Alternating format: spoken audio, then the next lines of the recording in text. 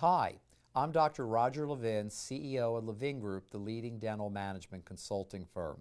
This is part 2 in a series of conversations, there will be 8 of them, on the subject of game changers in dentistry. If you haven't watched part 1, go back and take a look at it where I explain what game changers are and why they're permanent. Now, the second game changer we're going to talk about is the changes in consumer purchasing habits. And I'm holding this piece of paper because I don't want to leave anything out. But there is no question that the way consumers or patients make buying decisions today is vastly different than even a few years ago. Up until 4 years ago or more, prior to this recession, consumers were buying everything in sight. There was a term for that. Economists referred to them as impulse shoppers. They saw it, they wanted it, they took out a credit card, and they bought it. Well, that's no longer the case.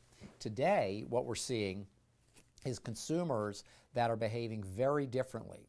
And if you read these large consumer purchasing psychology studies, as I have for you, it really boils down to 3 new questions that people are asking before they make a buying decision. Now, before I tell you the 3 questions, it's very important to understand dentistry is expensive. We do it every day, so we don't really think about that, but $1,000 to a patient is a lot of money when they're trying to pay mortgages, car payments, or maybe they have plenty of money, as a lot of patients do, but they're nervous or they're thinking about money differently. They're spending less. I know I've been influenced in a new way of thinking, and I'm sure to some degree you have as well. So when patients come in, today they're asking 3 new questions. Question number 1. Do I really want it? Question number 2, do I want it now? And question number 3, do I want to buy it here? Let's go over those again. Do I really want it? Do I want it now? And do I want to buy it here? In dentistry, we never thought about any of this before. We simply presented cases, expected them to be accepted, and the practice grew.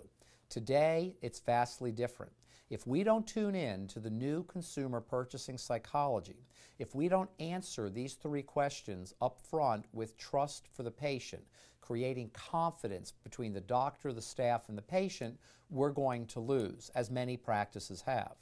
Keep in mind, according to the Levin Group Data Center, and this is 2012, so this will change, 75% of all dental practices have declined in each of the last 3 years.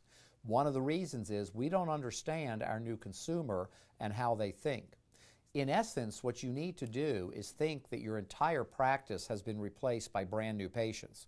Even though your patients have come for years, they're different people, and you need to address how you talk to them, communicate them, and engender trust. So thank you for spending this time with me. Enjoy the Resource Center. There's an enormous amount of free management and marketing education, and I wish you continued luck and success.